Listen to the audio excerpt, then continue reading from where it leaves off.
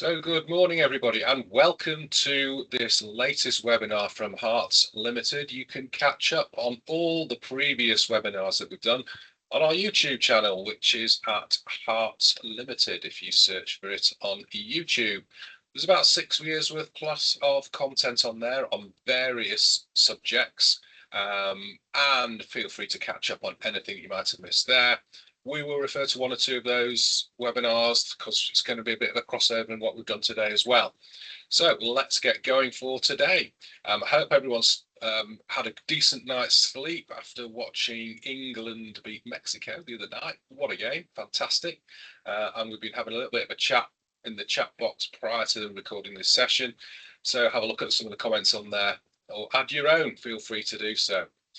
So, as always, we have to give our usual disclaimer. The following presentation is produced for general guidance only, and professional advice should always be sought before any transaction is undertaken. Individual circumstances can vary, and therefore no responsibility can be accepted by Harts Limited or any of their affiliates for any action taken or any decision made to refrain from action by attendees of this presentation.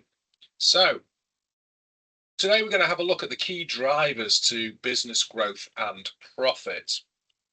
And we're going to look at a number of areas. So the key drivers which affect any business are getting more customers. We need more customers, we need more turnover, more profit. How do we get more customers? Let's look at converting the sales leads to actual sales, getting customers to spend more, getting customers to spend more often, and getting customers to remain for longer. So that's the first part of the session, is how do we actually get the sales in, and what do we do to convert them, and how do we get them to spend the money? And then we look at some pricing. How do you price for maximizing your profit? And then we look at systemizing everything to streamline costs. And also we're going to finally look at cash is king, and we're going to touch on each one in turn. So let's get started. The first one, getting more customers. I work with a number of clients, trying to help them to grow, improve their systems, make more profit. And we do a lot of strategic planning with customers and clients, and the vast majority of them do not have a sales and marketing plan. We even had a sales and marketing company that didn't have its own sales and marketing plan. It's very common for companies not to have this, but there's no reason why you shouldn't have one. Because how are you going to get your customers? Where do you get your customers from? So we're going to look at, why don't you have a look at making use of social media? There is plenty of opportunities here on LinkedIn, Facebook, X, TikTok, but you've got to choose the one which is the right one for you. So it may well be that TikTok isn't for us as accountants, but LinkedIn certainly is. It's all about sharing our ideas, our topics, what we do socially and so on LinkedIn, because that's where we're going to likely pick up most of our customers. But it may well be, if you're in a retail sector, that it could be TikTok or Facebook or something like that, which is the one where you need to have a look at. We also think that direct mail is making a bit of a comeback. We're all getting so much marketing from emails and posts and so on, that having a direct mail campaign with a nice brochure explaining what you do can have more an effect these days, because people like to open something and read it and have something physical in their hands to be able to do that. SEO, do it properly. Don't get conned by some of these companies who turn around and say, oh, for 150 quid, we'll get you to the top of the search engine rankings. No, you need to do it properly. It needs to be done by looking at your website. If you've got the right links and tags and so on in there, is the website working for you and so on. So have a look at SEO. Telesales, it might not be for you. Certainly is for some companies. That's how they generate their business. You've got to pick the right one to be able to do it. Word of mouth, asking for referrals and recommendations. If you haven't got anything like that, and I'll show you a little bit of a statistic in a minute about referrals. In fact, let's show you that now. Within the accountancy profession, this was actually asked. Would you recommend your accountant to others if you're asked? And 94% of people said yes, they'd recommend their accountant. Only 6% said they wouldn't. So 94% of people would actually recommend their accountant to somebody else. However, has your accountant asked you to recommend their firm? 87% of people of accountants never asked. So how are you going to get you if you don't ask, you don't get? And there's another statistic, have you recommended others to your accountant in the last 6 months? And 26% only had and 74% hadn't. Well, it's a good stat that 26% are actually recommending people, where when 87% of accountants have not even bothered to ask. So you can see that there is a good opportunity here for you to simply to ask for recommendations and referrals, and do that. As accountants, we get most of our referrals from word of mouth and recommendations. So we ask, please recommend us to somebody else, and see if we can help you. Come up with some sort of script to be able to do that. Have a referral system, put one in place. Maybe at the end of every meeting you have with a new customer, say, is there anybody else you think who could be able to benefit from our services that we offer? Attend networking groups, but find the right one for you. There's plenty of them out there. We belong to the Profile Club of South Manchester. We're involved in the Chamber of Commerce. Some people love doing BNI. Other people will do a network in. There's plenty of other networking groups that are out there, but you've got to find the right one for you, the one that fits the way you work and so on. And then systemize what you do. We'll come on to systemization in a bit, systemizing the actual processes, but systemize how you actually get more customers. A lot of this stuff can be very cheap. Certainly use of social media, it can be cheap. Direct mail can be relatively cheap. SEO can be as well. Certainly asking for referrals and recommendations and putting a referral system in place is relatively cheap. So why not have a go? Now let's look at converting more sales leads into customers. So 73% of customers say no at least 5 times before buying. However, 92% of salespeople give up before that all-important 5th no. So what does it mean? It means that 8% of salespeople who are persistent will have their pick of the 73% of sales. So don't give up after your first attempt. Keep everybody on the back burner. Keep talking to them, seeing what their issues are. We'll come on to this now. So converting more sales leads into customers, respond quickly. Contact new leads within minutes if possible. Fast responses significantly increase the chance of starting a conversation before your competitors do. Qualify your leads early. Ask questions such as what the problem you're trying to solve, what's your budget, who makes the final decision, when are you looking to buy. Try and get all this information out early so you can qualify the leads and knock out any time wasters. This helps you focus on prospects who are more likely to convert going forward. Personalize the approach. Instead of sending the same message to everybody, reference to their business or to their industry, their specific challenge. What are the previous conversations you've had in there and their goals? So try and understand who you're actually talking to. Make it personable. Even chuck in family stuff in there if you had managed to get some of that information from them. So focus on solving problems, not on selling your products. So customers are going to buy outcomes. They're not going to buy features. So if you turn around and say, our software has AI reporting, well, so what? I don't know what that means. But if you tell me it's going to reduce my reporting time from, say, 3 hours to 15 minutes, that's a big saving. Certainly in our world, certainly in many people's world, if you can save them enormous amounts of time, then that can be a solution to an issue that they've got. Create urgency, but do it ethically. We've all seen when you go on to say booking.com, we've only got 3 rooms left at this price. Really? How do we know that that's the price? That's the case. So have a look at maybe doing some limited time pricing. Say we've got an offer on, but it's only on for this month.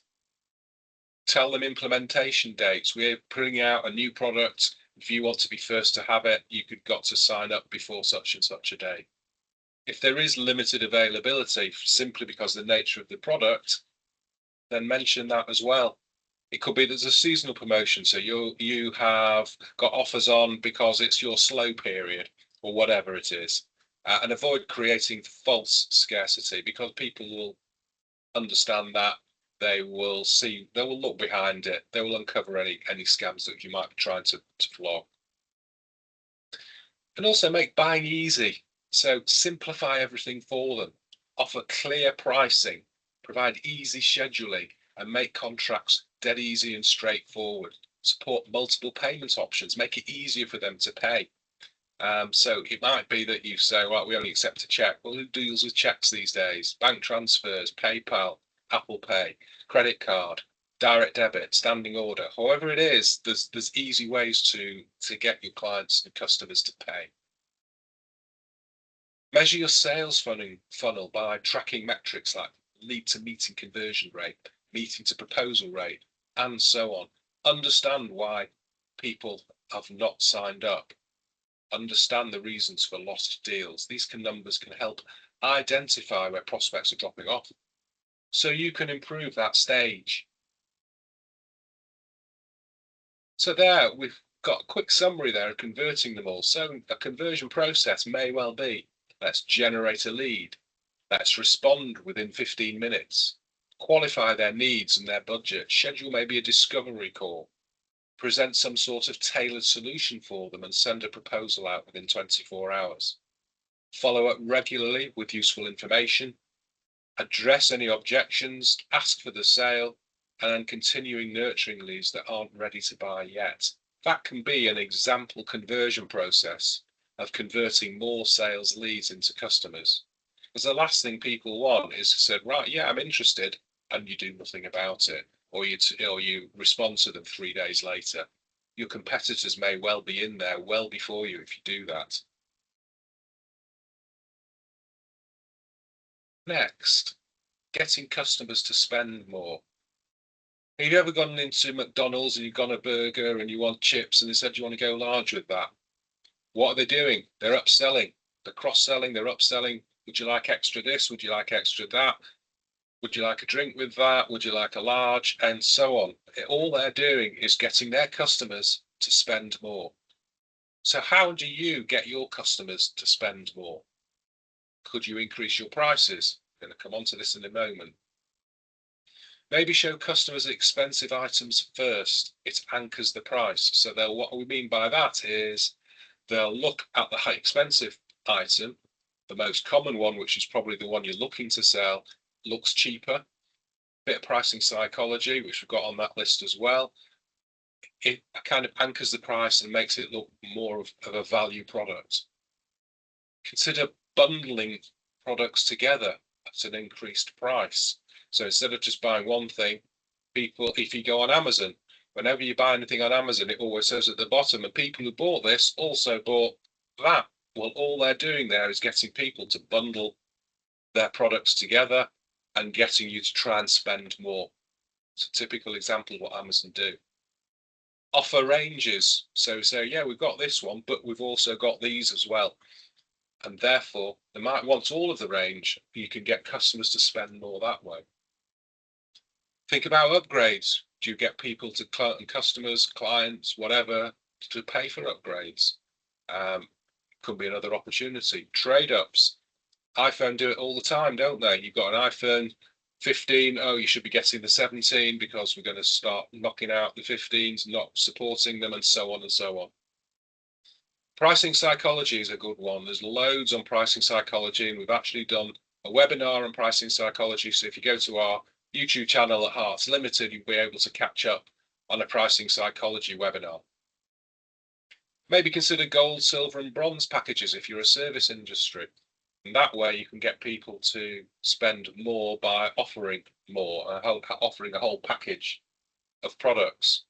So there's lots of ways here you can actually get customers to actually spend more on a single inquiry.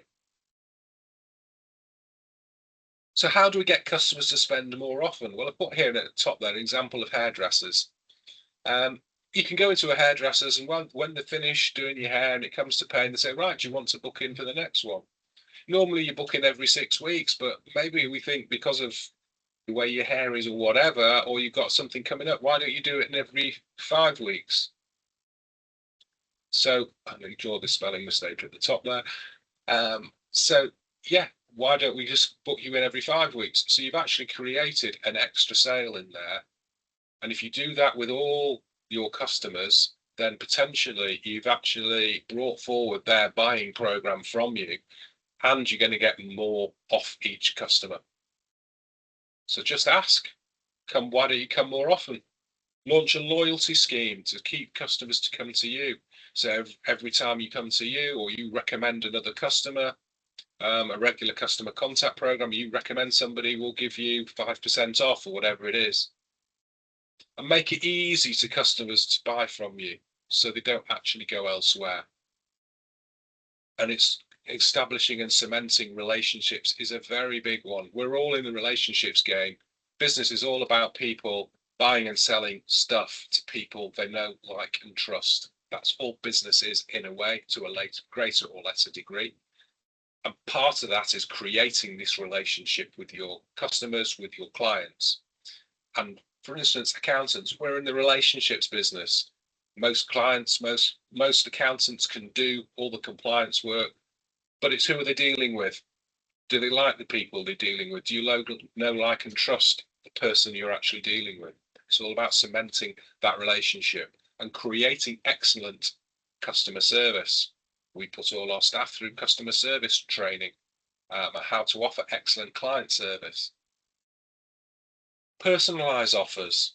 Why don't you it depends on how cheesy you want to get in your sales process, but it may well be that you could do something along the lines of, come Valentine's Day and you send a bar of chocolate to the procurement manager, whoever it might be, to say, yeah, we'd love to continue to work with you, and they have their name on the chocolate bar.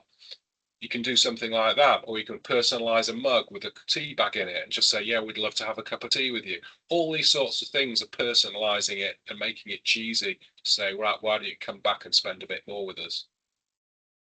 Try and go on a subscription service if you can, or subscription method of payment, retainers, if that's suitable to your business. Go through inactive customers. It may well be you've not dealt with a number of customers previously for quite a while, so have a chat with them, go through your customer service list. Maybe do a thank you message after purchase, or tips on getting the most out of your purchase if it's a major purchase that they're actually buying from you. When you buy a new car, this often happens. They'll say, thank you for buying from us. Have you thought about how to get the most out of your new vehicle by doing A, B, C, D, and E? See if you can apply that to what you're selling. So getting customers to remain customers, you need to understand why customers don't come back. Do you actually know? Do you actually deal with customers who don't come back? Do you often ask them, why don't you come back? And research has shown that 1 in 5 customers don't actually come back. So do some research yourself. Only 9% of customers actually shift due to price. So what is it that's putting them off? There's a 91% of other reasons why people are not coming back, whether that's customer service, slow response time, don't like dealing with you, too complicated in dealing with you, and so on. So you need to show that you care. So have dazzling customer care and handle complaints well. Sometimes dealing with complaints can be one of your bigger sellers as well. So you can say that the customer might complain as to say something, this didn't work, and all of this, can you deal with it for me? You turn around and say, yeah, we'll deal with this, we'll do that, we'll do this, that, and the other, and the customer is satisfied. And they'll say, well, actually, to other potential customers of yours, look, they had a problem with this, but the way they dealt with it was fantastic. So I can rely on them to sort out any issues I might have. Then educate customers about the benefits of just dealing with you. I'm sure you've got plenty of stuff that you can do. Let's move on. Price. Price for maximum profit. So price is the most powerful profit driver, so you need to get it right. Add value. Make the value more out there. Create some sort of unique selling point. offer some sort of guarantee to say if you're not 100% happy, we'll give you a refund. Test your price regularly. Increase your price regularly. We hear a number of clients who say, well, I haven't increased my prices for about 2 or 3 years. Why not? Inflation's been up there for the last 2 or 3 years. Everybody else has been putting their prices up. You're missing the boat. Have a look at doing some business advisory work to work out what you're trying to achieve and the best price that you can get. I work with a lot of businesses on the business advisory side to say, look, where are you now? Where do you want to go in, say, 5 years' time? And pricing is part of that conversation. So let's have a look at some examples of the effect marginal changes in price can actually make. Assuming you can all see now a spreadsheet. If you can't, just tell me in the chat box if you can't see that. So let's look at an example here. We've got a current position is we have 1,000 customers, for argument's sake. Their average price is £100 per sale, and they buy from you 4 times a year. That gives you got cost of sales of 65%, gross margin of 35%, fixed overheads maybe 25,000. You're making £115,000 before tax. Fine. What happens if we put our price up by 5%? So if we just put our price up by 5%, and you think, well, actually, I'm going to lose 5% of my customers. So 5% of 1,000 is 50. So we'll reduce that to 950. Then you'd think, well, actually, I'm actually going to lose money. Well, no, you're not. You're actually going to increase your profits by 10%. So a 5% increase in average price, even with a 5% drop in the number of customers, because they've all left you on price, which we've actually shown previously they don't, even gives you an increase in profit of 10%. So let's say the people don't leave, and we put our prices up by 7%, and we get them to buy from you 5 times a year, and we get maybe another 10 customers. But what we've done, we've increased our profit by 62%, from 115,000 to 187,000. And all we've done is get 10 new customers, put our prices up by 7%. Frequency of purchase is just 5%. Of one is just 1. Increase them from 4 times a year to 5 times a year, and we make that extra money. Now then, let's have a look at the effect of decreasing your prices to say, well, actually, I want to keep my prices the same, or I'm going to do a special offer. So the average price comes down from 100 to 95, and you think you're going to get another 10% of customers by doing that. What actually happens is you lose 7%. Your profit goes down from 115,000 to 107,000. And you're thinking, well, actually, I've reduced my price by £5. I've increased my number of customers. I've got a 10% increase in my number of customers by reducing my price by £5. Well, hang on a minute, you've actually lost money as a result. So you can see the effect marginal changes can have. Even if we keep the same number of customers and we put our prices up by 5%, a simple increase like that increases our profit by 17%. And it's these small marginal gains which make a massive difference. If you want a copy of this spreadsheet to see how this can affect you, then please just stick something in the chat box to say, can I have this please? And I will get that sent over to you. So you can see the difference marginal changes in price can actually make. And those are the 3 main drivers. How often are they going to buy? How much are they going to, how many customers you've got, and how much is it? And you can play around with those variables all the time, make some enormous differences. So what that goes to show is the price you're charging is probably wrong, because you can charge different customers different prices. You can have a look at the type of customer you're selling to.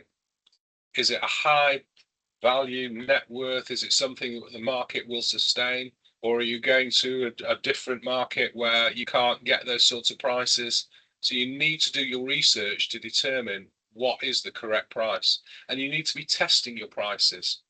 So if you put your prices up by 5% and no one bats an eyelid that year, do it again the following year. If nothing happens again, then have a look and do it again. And then if people start to say, well, actually, you're getting a bit too expensive, try and overcome their price objections.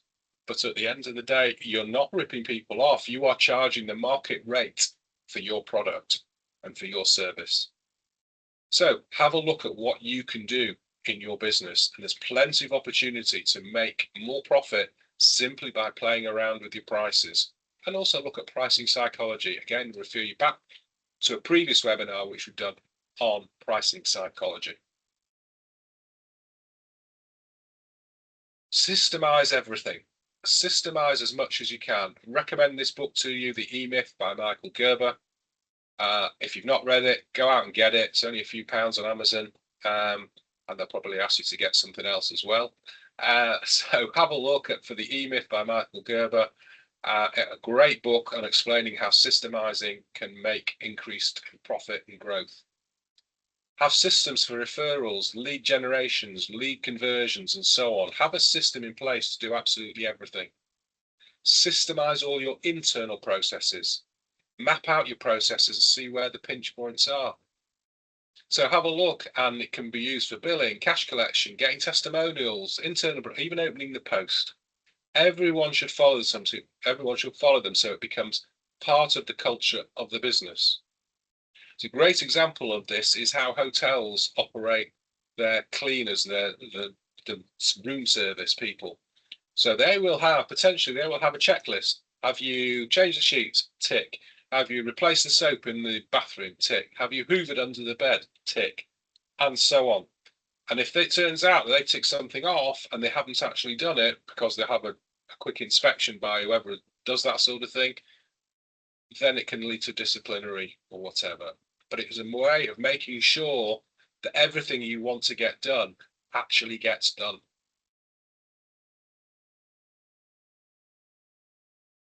Streamline your costs.